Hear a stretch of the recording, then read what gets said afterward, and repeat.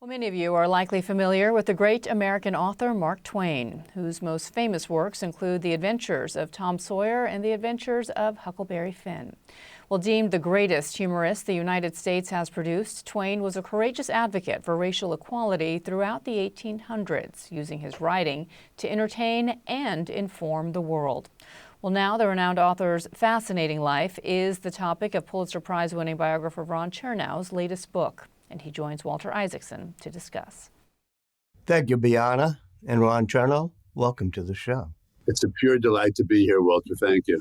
In your great biography of Mark Twain that just came out, you have a sentence near the beginning that says, "What any biography of Mark Twain demands is his inimitable voice, which sparkled even in his darkest moments."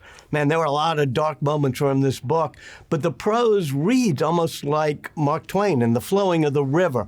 Did you consciously try to mimic his voice in some ways? I didn't try to mimic his voice. I have to tell you, you'll appreciate this, Walter, as a biographer yourself. It's very rough on the ego of a biographer to be writing a book about a writer who's a greater writer than you are.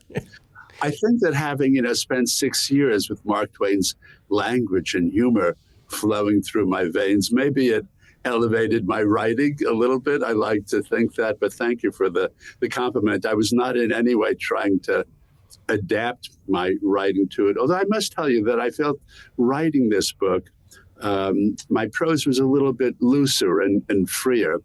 When I was writing, let's say, about Ulysses S. Grant, when you're writing about the Battle of Shiloh, where there were 25,000 casualties in 2 days, you can't have a lot of fun with the prose.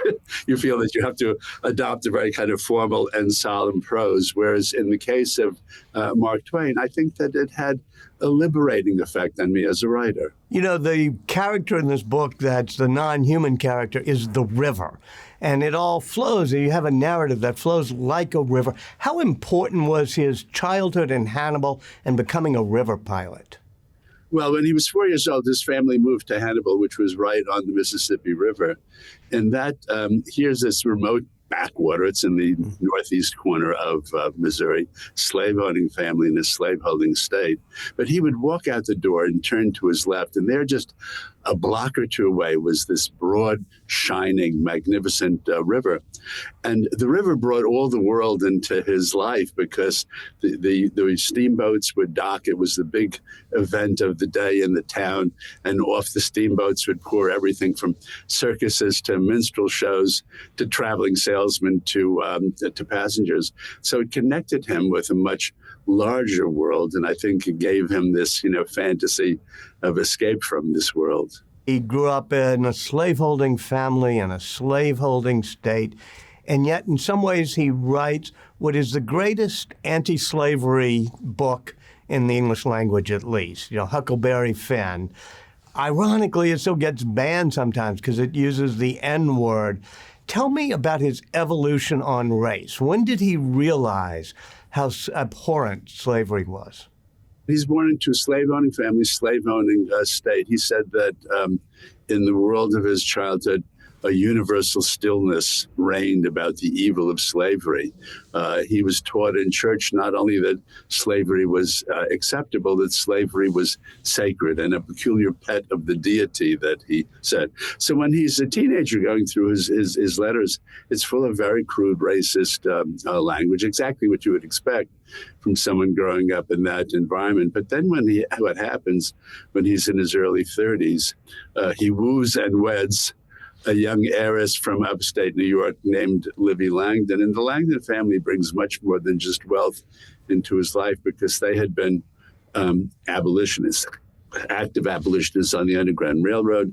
They knew Frederick Douglass. They had actually comforted and sheltered Frederick Douglass. And so Mark Twain's views begin to change and change quite radically. His friend William Dean Howells said that Mark Twain was the most de-Southernized Southerner that he met because he really recreates himself as this Northeastern liberal living in a mansion in Hartford, Connecticut. But I try, Walter, very hard in the book, because there's been so much controversy about Twain and race, to show this extraordinary evolution of his views from crude racism of his youth. And I think that he becomes the most enlightened and tolerant of all white authors in the late 19th century. He does things like he pays for the law school education of a brilliant young black law student named Warner T. McGuinn. And he writes a very revealing letter to the dean of the law school in which he says, explaining why he's paying for this black student. He says, we have ground the manhood out of them and the shame of it is ours, not theirs. And commenting on this episode, William Dean Howells, his close friend, said that Mark Twain, as a white man, held himself personally responsible for what the white race had done to the black race. And in paying for this law student, he felt that he was making his own form of reparation to the black race. And he actually used that word reparation. So I describe a lot of activities in the book that Twain did on behalf of the black community. He was a major promoter, for instance, of the Fisk Jubilee Singers. Fisk was a Nashville school that had been set up to educate blacks born into slavery after the Civil War. And Twain adores this group. He says their plaintive melodies moved him like nothing else. And he's a major force in promoting them and the schools. He felt so strongly about the centrality of race in slavery. He said that the birth date of American liberty was not 1776, but 1865, the year that slavery was outlawed. And he said, mockingly, he said, the Declaration of Independence should have said that all white men are created equal. So he becomes very advanced and very outspoken on this issue, where his views are very benighted early on. That's the point. I mean, you talk about how he's very enlightened by the end on slavery, but there's an evolution that happens, which makes the book interesting. And there's even an evolution, I think, from reading the book, between writing Tom Sawyer and writing Huckleberry Finn, because Tom Sawyer has sort of the celebration of the old antebellum South, whereas Huck Finn is a much different book. Yeah, no, it's interesting because Tom Sawyer, as we all know, is the sort of most beautiful paean to American, boyhood. And Tom is this incurable fantasist who's reading all of these romantic novels, and his mind is full of moonshine. And it's this sunlit town. It's kind of scrubbed clean of slavery. He then returns to the town of Hannibal, which he calls St. Petersburg, in Huck Finn. And far and away, the most likable, noble figure in the book is the slave Jim. And Jim is drawn with great affection and dignity and pride. There are, as many people pointed out, certain minstrel affectations that Twain has grafted onto that portrait. So it's not a perfect portrait. But as Huck and Jim go down the river, all these southern towns full of southern whites that they're passing, the southern whites are violent and crude and profane. And the figure who stands up as the most noble and humane figure is the one main black figure in the story, Jim. And I know, Percival Everett has written this fantastic book called James, in which he intends to give a much kind of fuller, richer portrait of Jim/James. And I don't think that Mark Twain, as a white man, would have been capable of creating such a multidimensional figure at that time, multidimensional as he does with Huck Finn. So what I like about James is I think that it's a corrective to Huck Finn, but it's not a debunking book. In fact, Percival Everett, in an interview last year, was asked, what do you say to people who want to ban Huck Finn from the schools? And he says, I say they've never read the book, So I think that even as he's correcting Mark Twain, he's been honoring Mark Twain at the same time. And also he's got an enormous number of people to go back and read The Adventures of Huckleberry Finn, which is great. One of the things that you have in the book quite a bit is this dark side of Mark Twain and the depression he had, and how it, and you say some mysterious anger, some pervasive melancholy fired his humor. Do you think that the depression was sort of intertwined with why he was a humorist? It's an excellent question, Walter. I think that the answer is yes. You know, the image that Americans have of Mark Twain is of a very charming and genial man standing up there in a white suit with a cigar spouting witticisms. And that was true of his public persona. Under the surface, he was kind of often very moody and temperamental. He himself said, I have a volatile temperament, and he said that my emotions veer from extreme to extreme. And I think the deeper I got into the book, I felt that in a way he fit into a certain classic stereotype of the funny man who is sad, the clown who's sad under the surface. And I think that he was using his humor as a way of relieving all of this kind of darkness and anger that he carried from his past. He was very haunted by his childhood poverty. His father had failed in business 5 times. I think he had the difficulty when he was a child. He had this very cold and distant father. He only said 2 things about his father, and they're both revealing. He said our relationship amounted to little more than an introduction.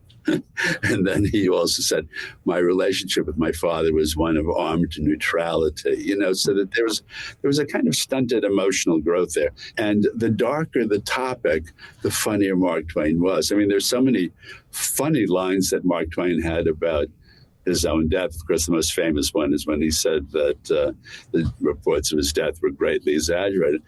But there were plenty of these. Another time, the Associated Press called him up and said, there are rumors you're dying.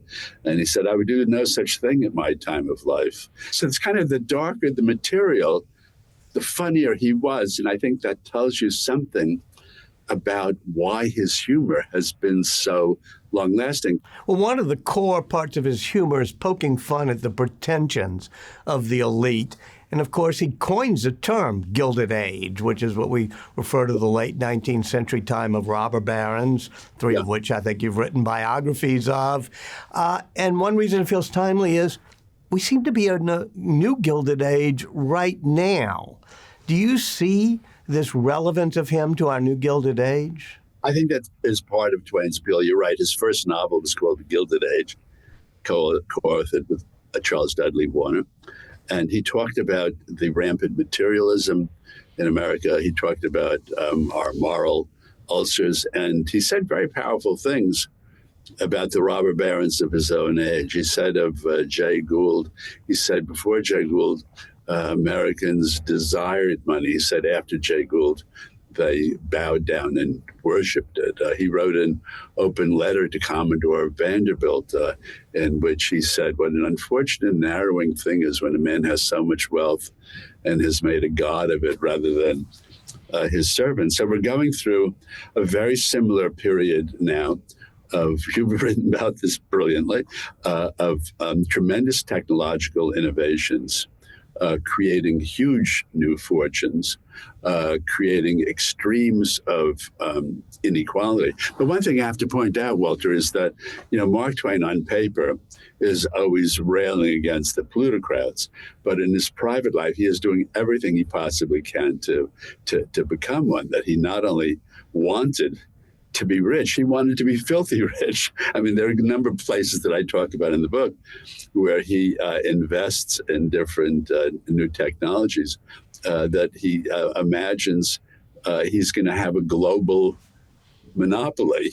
Now, some people kind of have this idea because he was always satirizing the rich, that he had no interest in being the rich, which was exactly the opposite of the truth. One of his biographers said, I think rightly, there's probably never been an American writer who was so obsessed with the chink and rustle and lure of money as Mark Twain.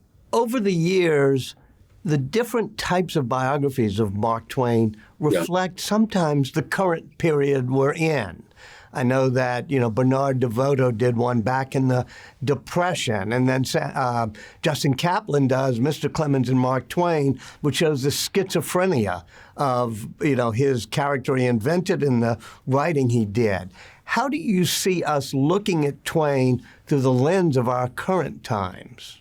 I think, Walter, that maybe the most important thing right now is that Mark Twain was a fearless and courageous and outspoken figure, that he in many ways functioned as the conscience of American society. And I think that he had views on a number of topics that resonate today. For instance, take patriotism. He referred to that laughable and grotesque word, patriotism. And it drove him crazy, the expression, my country right or wrong.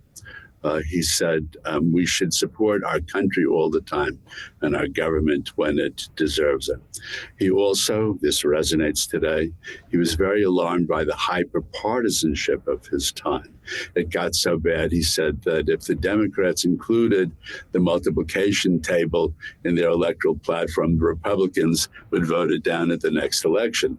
Sound familiar? And also, subject dear to us both, he was a fierce defender of the freedom of the press. He said that the irreverence of the press is a champion of liberty and its surest defense. And so I think this outspoken quality is very important at the moment, because we're living at a moment where people on both the left and the right feel very muzzled. They feel fearful of expressing, their true opinions. Mark Twain had that when he was younger. He was always afraid that if he told people what he really felt about politics and religion and other things, that he would alienate this large readership. But what happens as he gets older, he lets it rip. And suddenly all of these very strong and radical views begin to emerge. I once had an editor when I was writing who wrote in the margins, all things in good time. And she was fanatic, it was Alice Mayhew, of making sure you stuck to a chronology. How important is chronology in showing the growth of a person you have as a biography subject? Chronology is absolutely, the backbone of the book. And you have to kind of periodically, veer off into thematic stuff and, giving a background. But I feel that the chronology not only gives a kind of propulsive, force to the book, but I want to show this person, as it were, not just being Mark Twain, but becoming Mark Twain. I want to show him, unfolding. And he's someone who travels so far from his roots. He's this barefoot boy from Hannibal. He ends up being the most worldly and well-traveled American author. We tend to think of him as the quintessential American. He spent 11 years outside of the United States. So he's actually the most cosmopolitan figure among American writers. But for me, the joy is kind of lining everything up chronologically so that you can see the changes taking place. And sometimes they're almost imperceptible from page to page until you then sort of look back, a chapter or look back 10 chapters and you see just how much this person has grown. And if it's an interesting figure and an important figure, this person ends up being something that would have been almost unimaginable earlier in the life. Ron Chernow, thank you so much for joining us. It's been a great pleasure, Walter. Thank you.